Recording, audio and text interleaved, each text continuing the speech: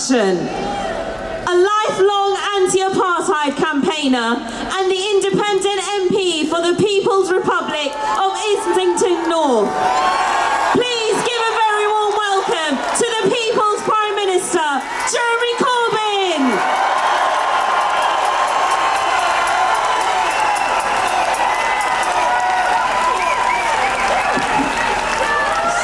Thank you, and thank you everyone for being here today, and thank you to all those that have organised it and made sure that the voice for peace and justice for the Palestinian people will always be heard here in London. I'm going to say something slightly different today. I've been given a message from Dr. Hussam Abu Sitia, the director of Kamal Edwan Hospital in northern Gaza. He was working in his hospital, and he has been all the way through the horrors of this conflict. Was seized by the Israeli forces, taken into Israel, tortured and beaten in the prison, and then thrown out of prison, and came back to his hospital. As he re-entered the hospital, the Israeli Defense Force came in with him and smashed equipment as he walked through his own hospital, smashed life-saving equipment and did as much damage as they possibly could. He was then ready to start work again in his work for the people of Gaza. And then his son was killed, and they buried his son in the land just alongside the hospital. His daughters were very, very badly injured.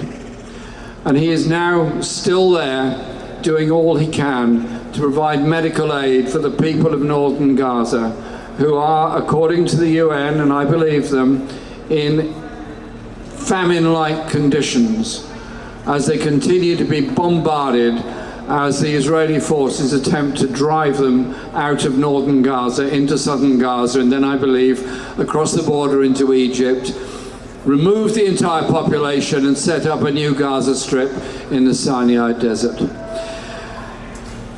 Dr. Hussam has asked that this message be read out, and I've been given it today by Palestinian medics working in the health service in Britain and doing all they can to support their colleagues in Palestine. So can we just have a round of applause for all the Palestinian medics? And all the work they do in the most impossible circumstances one can ever imagine. The message reads like this: the truth is, this is a war of extermination. There are no longer any laws. In fact, all their laws are imaginary. Our medical humanitarian mission is continually being attacked and destroyed in plain sight for the whole world, and not a single voice has spoken out. This is not including the humiliation and arbitrary detention and persecution of healthcare workers. They are hitting us with everything and on all fronts just for the sake of the politics of destruction. There are no tools or resources for us to protect and to serve, because what has happened yesterday and the day before that, and what will continue to happen is that this entity will continue to do what it wants, because no one is standing up for humanitarianism and the human rights of civilians. The targeting of our healthcare system is purposeful and relentless in order to make us submit and to tell the world that we want it to surrender. However, they don't realize that we would die here in order to continue to serve our medical duty.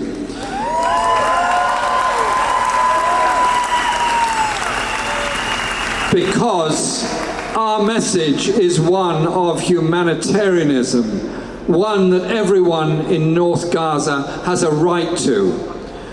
We have sent our humanitarian message to the world. So long as there are civilians in North Gaza, we will continue to provide our humanitarian service. We will continue to serve, even to the very minimum. If only the world knew that with all those democratic and humanitarian structures, we are being exterminated. Please spread the message widely. Before I conclude, in the last few days, our civilians have been calling us, along with their children, from under the rubble. We are powerless to help them. They have now gone silent. And that's a message from northern Gaza about what the people of northern Gaza are going through. Words are hard to express in this horrific situation when this country is supplying weapons to a government in Israel whose Prime Minister, if he wasn't Prime Minister, would be arrested and put in prison in Israel. If he leaves Israel to go anywhere in the world except for one or two countries, he would face an international arrest warrant. And I say to our government, if you knowingly supply weapons of mass destruction to a government headed by somebody who's wanted for international war crimes, it could well be that the long arm of the international war crimes issue will extend to you as well. And so it is time for us to say quite clearly, we will end that arms supply. There's a wonderful placard just in front of me here. At the back you wouldn't be able to see it, but I can. It's a beautiful placard of a white kite, and it comes from the poem, "If I must die, you must live." I want to conclude what I have to say today by reading part of a poem by Zaina Azam.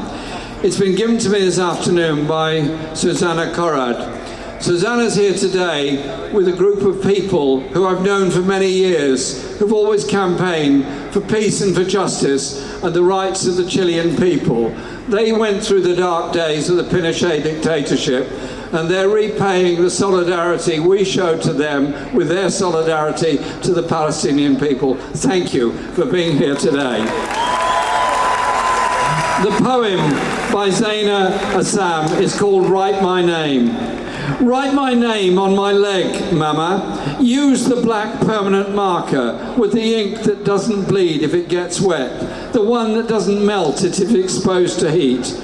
Write my name on my leg, Mama. Make the lines thick and clear, and your special flourishes, so I can take comfort in seeing my Mama's handwriting when I go to sleep. Write my name on my leg, Mama, and on the legs of my sisters and brothers. This way we will belong together. This way we'll be known as your children. Write my name on my leg, Mama, and please write your name and Baba's name on your legs too, so we shall all be remembered as a family. Write my name on my leg, Mama. When the bomb hits our house, when the walls crush and our skulls and bones, our legs will tell our story, how there was nowhere for us to run. Thank you very much.